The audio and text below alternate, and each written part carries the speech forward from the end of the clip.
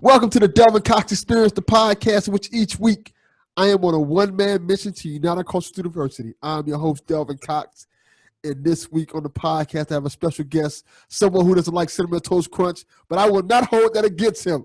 Let him know who you are, brother. My name is Marc Cunningham. I go by the name of The Real, THAREAL, all in caps, Max 611, Brooklyn. And I host the podcast called In the Paint. Our Twitter account is at In the Paint Media. All right, there we go. Now, before we get into everything, we always start the podcast off with the 5 for 5. 5 questions, 5 answers to get the ball rolling. Mark, are you ready? Yes, sir. I don't know why I kept holding up 1 when I said 5 for 5. Something's clearly wrong. Hold me a 5. I'll keep holding up a 1, but it's okay. Question number 1. Since you're from Brooklyn, yes, I sir. assume you have good taste in music. Yeah. That's like a rule. Yeah. I'm Brooklyn all day. Okay. So what's the best album you've heard this past year? It doesn't have to be new. This past year? LMI. LMI? Yeah. Okay. That's a good answer. I don't listen to a lot of mainstream music anymore. So, at work, I kept hearing her single, and then I said, you know what, let me check out her whole album. And I was pleasantly surprised by her whole album. Okay. Question number 2. Sure. This is a Brooklyn question. Specifically for you. Okay. Biggie or Jay-Z? Ooh. Yeah. That's a tough one. You know why? Why? I got people that know Biggie. And, I met Biggie a few times. And I got people that know Jay-Z. And I love both of them. But I'm going to say Biggie. Okay, hold on. You can't just drop a gem like, I met Biggie a couple of times and then leave it at that. Biggie used to go to my barber. We shared the same barber, and before he blew up, he would come in the barber shop. And my barber's name is Guess. So Guess is a funny dude, and what he would do was he would barter for the cut. If you came in, because certain guys were richer than certain guys, so before Biggie blew up, Biggie and his partner Un would come into the shop, and they might drop $100 and skip the whole line. Then it became Biggie's too good to come to the shop, which is 2 blocks from his house. So Guess would leave. I'm like, where you going? He would leave. He would try to leave in the middle of a cut. I'm like, no. You got to finish cutting my hair. Oh, so he would leave while he's cutting your hair? He would try that. Holy crap. And I think Un still came to the shop once Biggie blew up. And one day I was looking really, really scruffy. I've been at work, hard day at work, 4 dudes ahead of me till I finally get up to get to the line, and here come Un with the 100. I'm like, whoa, what you doing? He was like, I'm about to get a cut. I'm like, no, you not. I've been here an hour. I'm getting my hair cut. And so me and him go back and forth. And finally, Guess is like, yo, Mark, listen, I'll cut your hair for free tomorrow. I'm like, free? All right. And then Un was like, I like you. I'm like, whatever, man. And that's, that's Brooklyn. That's how we keep it. And then what happened is later on, unlike me, and I do film production also. So Un got me, I worked on one of Aaliyah's music videos, Hot on Fire, which Un directed.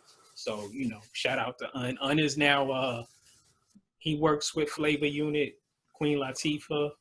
He's been directing a lot of her films, and that's what he does now. I got to tell you, that story redeemed the fact that you don't like Cinnamon Toast Crunch. That was an amazing Thank you. story. Thank That you. was awesome. I like that story. That was great. All right. Question number 3. Sure. What is the dumbest thing you've ever done as a kid? Ooh, it's a few things. Funny story. I grew up with my uncles. So they were always in the house. And one of my uncles, I was always in their room because they were cool, fly, good dresses, cool with the women. So one of my uncles, I was looking for a Playboy, really. I was in their room looking for a Playboy. So I go in the room and I see this little vial. I'm like, what's that? Is that powder? Is that what makes him cool? That's what makes him smell nice? Let me take the powder. Oh, no. Let me go take a shower. I took a shower and then I went and took the vial, put it up under the arms. A few minutes later, I'm like, yo, that's not supposed to happen. Where'd my arms go? And I run in my room. I throw the vial away. I go in my room, close the door.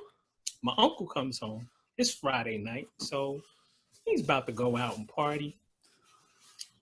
Kicks open my room. Yo, was you in my room? No. Were you in my room? Nah, I wasn't in your room. I'm going to ask you one more time, Mark. Were you in my goddamn room? No. Were you in my room? And I finally go, yeah. He was like, did you take anything? I'm like, yeah. What did you take? I took the little thing with the powder in it. And he freaks out. He's on the floor. Oh my God. Tell me you didn't do it. Oh my God. What did you do with it? I'm like, oh, I put it on my arms. He goes, what?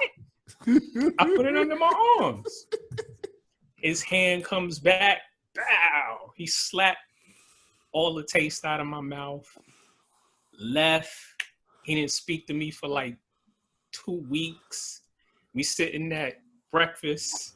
I'm with the other uncles. I'm like, why he still mad? I just took his powder. And my other uncle goes, it wasn't powder, stupid. Stay out of the room. So now my uncle, we laugh about that. And you know, that's not funny, but it's funny, and it was dumb. That is a wild story. Yeah. Yeah. When I do my comedy act, that's gonna be one of the things I use. Definitely. Question number 4. Mm-hmm. Give me your favorite movie moment. Wow, I got a few. That's a hard one. Oh, remember The Best Man? Yes, I do. Remember the scene where Morris Chestnut's getting married and he's thinking about Taye Diggs hitting his woman? Yes, I do. I was at the premiere. It was in Brooklyn. Thank you to Spike Lee's cousin who directed it. I forget his name. But that scene isn't supposed to be funny. But me and my cousins, we in the theater dying and everybody's looking at it. I'm like, yo, y'all do not think that's funny? He about to get married. He thinking about his man running up in his woman. That's my favorite movie moment. Mark, I got to tell you, the more and more I talk to you, the more and more I see why we're friends at this point in time. Yeah. I got a crazy sense of humor. Yeah, definitely, man. Question number 5. This is going to be a fun one for you. Okay. Zombie apocalypse is happening. Walking Dead style. Right. So you got to go out into the world, fend for yourself to survive. You're going to take 5 things with you. Anything you want to. Pets and family members don't count. What are the 5 things you take to go survive? Oh, I'm taking my Prince collection. That's the first thing you think of? I gotta have my music. I'm taking my Prince collection. Okay, that's one. That's one. I ain't a violent dude, but I'm gonna need, I'm gonna need them things. So Yeah. I'm taking them. For those who don't know, because I'm quite sure I have some Caucasian people who listen to the podcast, them things is guns. I'm gonna need a few of those. Okay. And I gotta have some knives. Knives. Okay, that's Need, 3. Need a few of those. 4. One of my old jobs, they gave me a after 9/11 and other things that happened in New York City that were catastrophic, or sort of catastrophic, but 9/11 was catastrophic. 9/11 was definitely catastrophic. Yeah. Right. We had these kits. They had nuclear pills and batteries and flashlights. Nuclear pills? Yeah, they really can't do nothing in case of a nuclear attack, but it might give you 5. It might give you 5 minutes. I'm like, what's a nuclear pill gonna do? So nuclear tablets. It's a whole survival kit. I'm taking that because it got water in it. It has dry, like what MEs, like the METs, like MREs they're called. Yeah. MREs. They have MREs in it. So okay. I'm taking that and my watch. Okay. The last thing is the watch? Okay. No, swap the watch for my cell phone. Okay. Gotta stay abreast. Okay. I like that. So, man, how's it going? Let everybody know a little bit about yourself, because I don't know. Let me tell you something. This is one of the few times I've done a podcast with somebody just off the strength of I like this person a lot. I want to record with him. It wasn't even a thing. Like, usually I look at okay, what does dude do? You're a podcast or whatnot. Usually when I ask people to come on the podcast, I ask them because they do something interesting. You, on the other hand, we kind of gelled immediately. A couple of days, yeah. Like instantly became friends, cracking jokes with each other. I said, yeah, this is a fun dude I can hang out with and talk with. And that was the whole basis of me asking you to come on the podcast. Okay. Thank you. No problem at all, brother. I appreciate you being you. So let everybody know a little bit about yourself for those who don't know. Okay. Like I said, I'm a published writer. I'm a filmmaker. I do a sports podcast.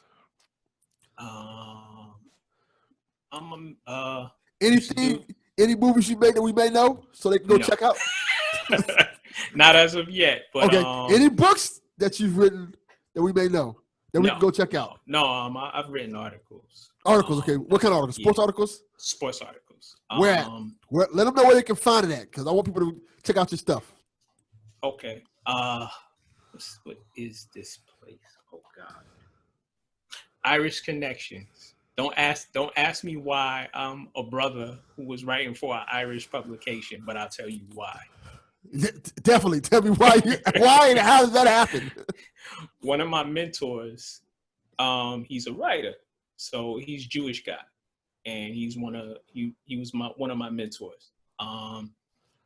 Somebody he met who owns bars and restaurants in New York City and is Irish, wanted to put together an Irish magazine, but they had nobody who covers sports. My last name is Cunningham. It's Irish. So my friend was like, Mark, I don't know jack about sports, but run with it. And I was the sports editor and I was writing articles for them. So are you Irish? I don't think so. Like, well, no, somewhere in my lineage, yes.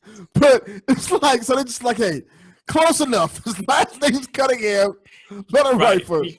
Right, because this is all before social media, so you couldn't see me. You just saw the last name. That's wild to think about. And I was with them for like a year or two. I got to meet Pat Riley and interview him. Got to interview Kerry Collins. Paul O'Neill's a jerk. Oh, you got to tell that story. You cannot just make that blanket statement and not say anything. Dude's a New York Yankee. I appreciate his athletic prowess, but he's a jerk. Dude was supposed to let me interview him. And oh, we gonna be here. Come to Yankee Stadium at this time. Yada, yada, yada. Oh, you just missed them. And he was a jerk in getting him, and he had a little funky attitude too. Finally, I was like, Bruce, I'm not. No, Brad. That's my mentor's name. Brad, I'm not chasing this dude no more. He don't want to. He don't want to be interviewed. He don't want to be interviewed. So screw him. I agree. Mm-hmm. Yeah, that's awesome, man. I think you're kind of like, it's just fascinating. Like this has probably been some of the most fascinating 10, 15 minutes of my podcast ever. Right. And so you're just name dropping random things that are just interesting. Almost like Forrest Gump. How Forrest Gump goes through life and meets these people. You're like, you met that person? How did that happen? Oh, let me tell you about my cousins are my partners in film. When we were 20, we would just run into anybody in New York City because that's how New York City was. If you were in Manhattan, you generally saw somebody famous. My cousin used to work at Manhattan Cable, which is now Time Warner, which is now Spectrum. Yes. Funny how that works. So his job was on 23rd Street and Lexington Avenue in Manhattan. And if you walk north, uptown, you run into hookers. So, and then they had a club. So my cousin did IT. So what he used to do is old mainframe. This is the 80s and 90s. So he would run these programs and have 3 hours a kill, 4 hours a kill. So we would meet at his job. Sometimes we bring girls there. Sometimes because you could sit in the offices and watch cable, and he would let us do that. So we would bring girls there and watch MTV and watch BET, or we would go to the movies, go eat, go to a club. And one night we waiting for him, and HBO had a small studio right next to their office, right next to the Manhattan Cable office. So we waiting for him. He comes out, and then out of the small HBO studio, Lawrence Taylor comes out. Holy crap. Harry Carson comes out. A couple more Giants come out. And they're like, where the hookers at? Where the weed at? Where the coke at? We like, huh? Hookers are up that way. We don't do weed and coke. So they like, y'all seem cool. Y'all want to roll with us? We'll front you. We like, nah, we good. And the look on their faces is like, you sure? We like, yeah, we cool. We good. So they went about their way and we went about ours. But that, if you also used to do music production with my cousins, and one of my cousins, he's an engineer. And the 80s and 90s were good to us in that regard. I see. And my high school, I went to a high school in Brooklyn that was for politics, community affairs, and law. But special ed went to my high school. Special ed went to my high school. One of the Fushnikins went to my high school. Buster even popped in for a hot minute because he lived in East Flatbush for a minute. That's where the high school is. Willie Randolph went to my high school, but he was before me. So I got like a lot of hip hop people who went to my high school. One of my good friends, we stumbled into an English class where they taught us how to make commercials. He's a filmmaker also, and shout out to him. He works with Spike Lee, and he's done like he's been Spike Lee's assistant director on a multitude of his projects. And I'm mad at Spike because Spike has read our screenplays and said, nah. So I'm mad at Spike because he hasn't put us on. And I did R&B for a little while, and once my cousin got into hip hop, we got into hip hop. And you know, like I said, when you asked me what I would take with me, Prince is my favorite artist of all time. So I gotta keep mentioning Prince. So Purple Rain. yes, sir. So let me ask you this, man. Sure. What type of movies are you working on, and what type of projects in terms of the movies are you working on? What's the process that you working on these movies that you're trying to get made? Right now, we're working on a web series, and it's wrestling themed. Because my cousin he's a big wrestling head. We filmed three episodes so far. I gotta send you. I think I sent you the teaser. You sent me the teaser. It looks awesome. Right. So we're in the process of putting together a formal letting people know this is us. Tested Strength Productions is the name of that company, and Get Shit Done is our partner. That's his production company's name, and that's something we're working on. We got a full length feature coming. I've been working on a short film that I'm writing, and I got a couple of other stuff coming after that. We've done music videos as well. So let me ask you this. Well, let's get to the small details. Let's start with the music video. What's the process like of making a music video? Oh Lord. You sit with an artist and you ask them what do they want? You know, what do you want? What do you want visually for this song? And usually they start out with, I want flashing cars, I want this, that. How much money you got? And then we scale it down to we'll listen to the song, and then we'll present them an idea, and then we sort of meet somewhere in the middle with the artist. Or sometimes if they already have a significant budget, and they have an idea of what they want for their song, we just roll with that. Is there any artist we may know, or any artist that they can check out to see your work? Yeah. Oh God. The last time we did a music video was like 8 years ago. But I can send you those links. It escapes me because they aren't really known. They're known here in New York. Okay. These are local artists. So we haven't worked on any big artists, which is something I want to do in the future due to some of the connections I have. Okay. I like that a lot. So tell me a little bit about some of these short stories you're working on stuff as well. Okay. The short film I'm working on basically is a story about a reformed dog. A reformed dog? You might have to clarify that one for me. You know, certain men are dogs. You know, they get married, but they run in the streets and they, do their woman dirty.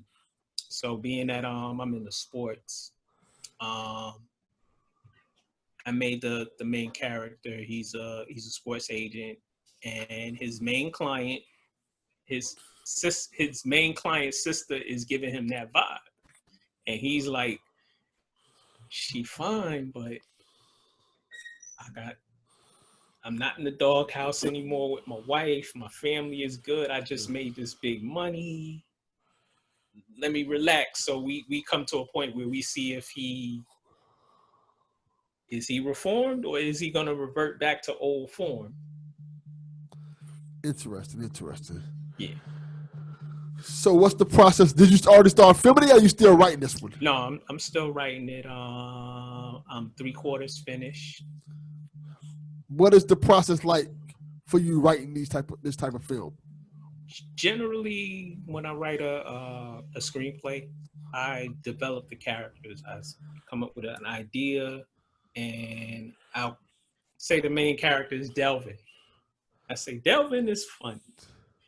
Delvin likes them cinnamon toast crunch things. Delvin does a podcast, and then I come up with every other character that way. I describe them from their look, their age, things they like, things they do. What are their strengths? What are their weaknesses? I like that. How long does it usually take you to finish the writing process of something like this? This is good because I have a lot of writers that listen to this podcast, Okay. so this is Nice. good info for them. Nice. Some short stories. It's taken me a week to write. This particular one has taken me a year. Oof. Because I keep getting writer's block, and I keep, I'm like, do I want him to be a dog or do I want him to be reformed? And so I'm probably gonna write two versions with two endings, one where he does be a dog and one where he doesn't be a dog. Okay. And then me and my partners will sit and we'll decide which one works the best. Let me ask you this. This is an interesting question. When you're writing these characters, let's take the dog character for example. Who do you think of in your head, like actor-wise? Do you have a specific actor in your mind that you would like to see play him, or is just like I have that person already? It's my cousin who works with me. Okay. He's always been the lady killer in the crew. He's the fly guy, so he's gonna be basically himself. Okay. And I have a friend I went to college with who is she's actually doing really well. I wrote the wife character based on her, and plus I've always wanted to work with her, and we haven't had that opportunity. So this is an opportunity for me and her to work together. I like that a lot. All right, let's get to the movie. Give me the concept of the movie, because we're working through your whole catalog right now, so this is awesome. Okay. Reformed dog. That in a nutshell, reformed dog. Okay. So you make this is the short story. Now you're working on a feature-length film too, right? Right. So what's the feature-length film? Basically, that's a personal story. I went to a small college in New Jersey, played basketball, and it didn't really work out. I was there for like 2.5 years. And one of my buddies, he tried to get me a scholarship at Pace University, but he wound up getting me a job in the bookstore. And I meet this young lady in the bookstore, and we don't fall in love, but she's somebody I always wanted to get with. And we dated for a while, we lose contact with each other, and then she wound up getting killed after we reacquainted. So, and also, I hate the NCAA, so this story will be my shot to take my aim at the NCAA and how they screw young men. I like this. Let people know what's your disdain for the NCAA. I have an idea what it is, but for those who don't know. Listen, they making billions of dollars, and if I also have coach, I don't coach anymore, but you can't give a kid a slice of pizza without them. Hey, that's wrong. I gave him a slice of pizza. You making millions of dollars, really? And I think, they make money off of their licensing, off of their names, which I know there's been a bill that's been passed by Ed O'Bannon, who used to played at UCLA, and he also was in the NBA for a while. Yeah. And with the games, with EA Sports, they were in other entities. They were making money off of players' names, likenesses. They can't do that anymore. So that's a start. But hey, Duke makes $70 million from basketball. Ohio State makes $80 million from football, and you can't give them anything. Yeah, that's been the whole knock with basketball. Now, well, college sports in general, because they make so much money off of these players, and these players are getting to go to school for free. Right. But if your job is playing baseball, basketball, or football, how can you support yourself? Right. And everybody everybody doesn't make it to the NBA or the NFL, and they don't send these kids to class. You know, look at North Carolina. I'm a big North Carolina basketball fan, but North Carolina basketball is kind of foul. They send these guys, they call them paper classes, where you don't really show up to a class and it's really a BS class, but they give you an A in it. So that's crazy. You know, are you sending them? Are they really student athletes, or are they just athletes? It's exploitation, essentially. Yeah, it is. It is. Definitely. Let's get into this now. Tell everybody a little bit about your sports podcast. Okay. It's perfect tie into it. It's called In the Paint. I've been doing it for a while with my partner Rodney Jones, aka on Twitter at real R Jones, all in caps. We had to flame him today. We beefing with him right now because he don't like Eddie Murphy Party all the time. How dare he? What? Like I said, his ears are clogged. He's old. He has a goatee that comes in. I'm gonna shave that joint. But me and Rodney have been doing In the Paint for a while. We trying to make our platform bigger, take it bigger. We've interviewed a few NBA players like Kenny Anderson, Stephon Marbury, Eric Williams. We've touched on boxing. We've interviewed Freddie Roach.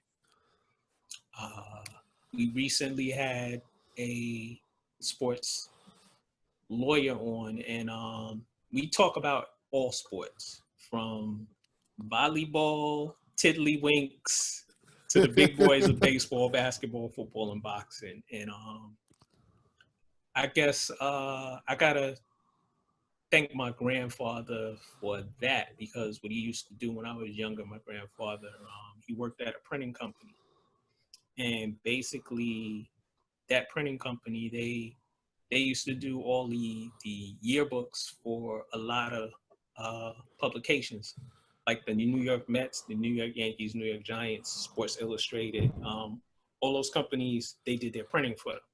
So anybody that came in the office, he would grab me and my uncle, and we got to meet some people. And at home, my grandfather used to make me, well, not make, but he would have me read the newspaper, and then tell him about each section of the newspaper.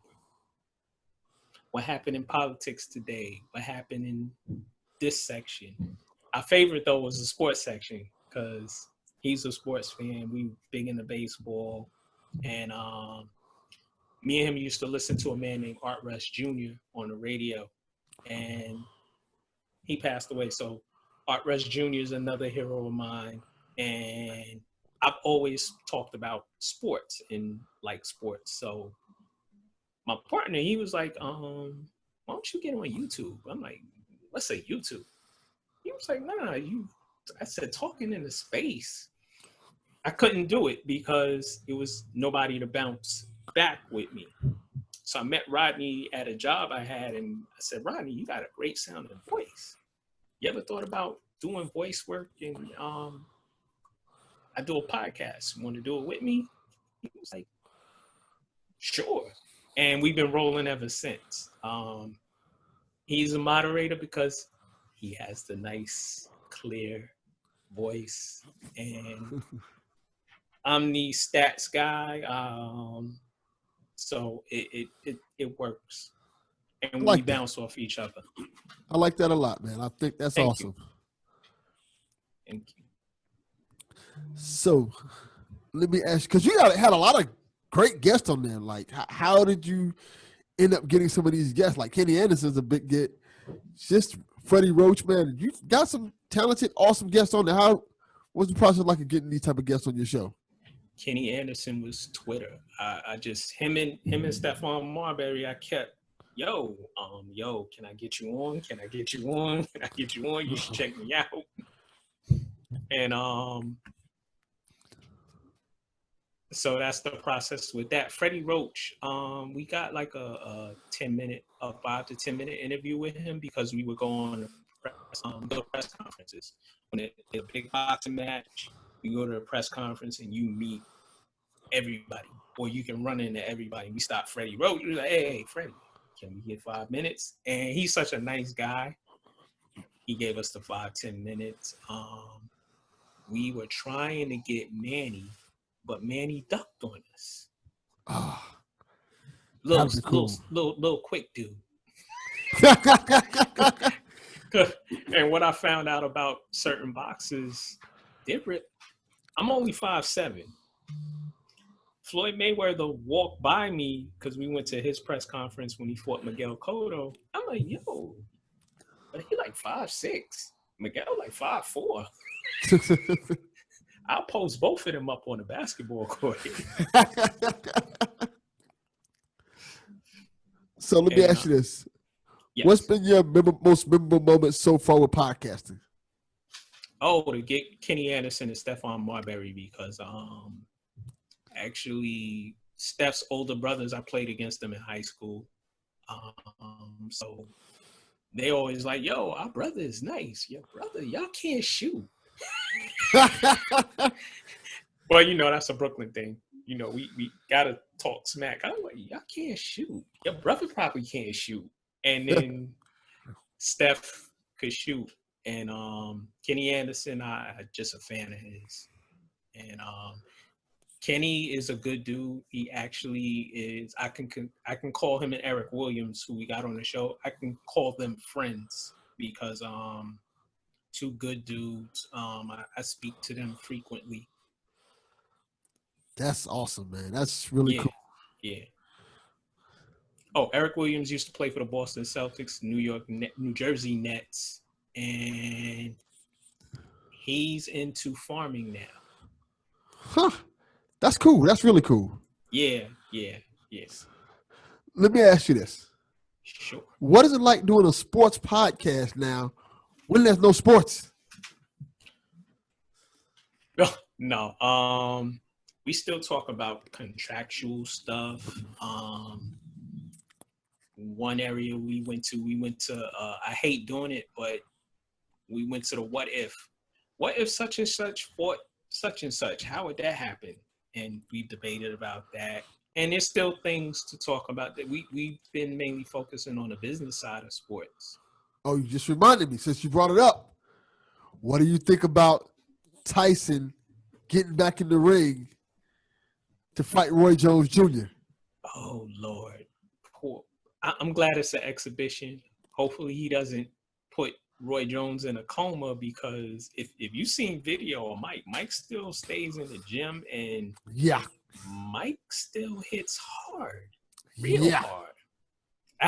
I had to flame an MMA guy recently because they assume that I think an MMA guy said he could beat Mike in a street fight. No. Mike is from my neighborhood. Mike's a couple years older than me. Mike was a terror when he was 15. So you combine that with somebody who now has a skill set in combat, which is boxing, you'll lose in a street fight too. Because there's no one to save you in a street fight. I normally lean towards the MMA guy when it comes to boxing and stuff like that, but Mike Tyson's a different beast. Mike Tyson, like, he bit off Holyfield's ear because he pissed him off. This dude is not somebody who you want to be messing with in any sort of form, fashion, or street fight at all. Right. What's funny, going back to New York stories, we've seen Mike in the club. What's up, Mike? And keep it moving, because, you know. You got your life. Right. I have a good friend who actually knows Mike Tyson, and he was like, Mike is crazy. He said no. In fact, Mike is a funny story. Mike put a hit out on one of Biggie's boys. Hold on. You have to tell this. Yeah, this is wild. Hold on. You have to tell this story now. When Mike was in his towards the end of his boxing career, Mike has always had one foot here and 1 foot in the street. If you look at old pictures and videos, Mike is hanging out with killers. So, you know, he had beef with one of Biggie's boys. He said, I want him got. And he put a hit out on him, but it never happened. Somebody intervened. So that's wild. To think that Mike Tyson put a hit on somebody, that's a crazy story. Right. And Biggie's friends, they deep in the streets too. So it's like Mike he still had the reach to call somebody. Listen, I want him got. Get him tonight if you can. And somebody else intervened, so it didn't happen. And I go back to I guess this happened in like 2007. Mike was in the Brooklyn Marriott. So these 3 individuals, they wanted an autograph or whatever, and it turned into something else. And the dude said he was going to shoot Mike. So Mike tried to walk away from them, but they went and followed him, and Mike wound up beating up 2 guys and a girl. He hit them all. Ooh. And I think the guy said he still has pain in his side. I'm like, well, you tried to run up on Mike Tyson. What do you think was going to happen? Yeah, couldn't pay me to do that. Man, I think this is the perfect way to end this episode, Mark. Man, this has been amazing, brother. Thank you, Delvin. Thank you, brother. Let me know where to find your stuff at. Oh, okay. YouTube, In the Paint Media Group. That's where we're at right now. If you want to email me, our email address is inthepaintradio@gmail.com. I'm on Twitter @TheRealMac611. My partner Rodney Jones is @RealRJones and In the Paint Media. I gotta say this: follow Mark on Twitter. He is a great follow. He's also a great dude. He's one of the few people I see that is very supportive of everybody. He's funny. He's bright. Me and him crack jokes all day. He's a delight to talk to, a delight to be around, man. This is somebody you want to follow and talk to. He's awesome.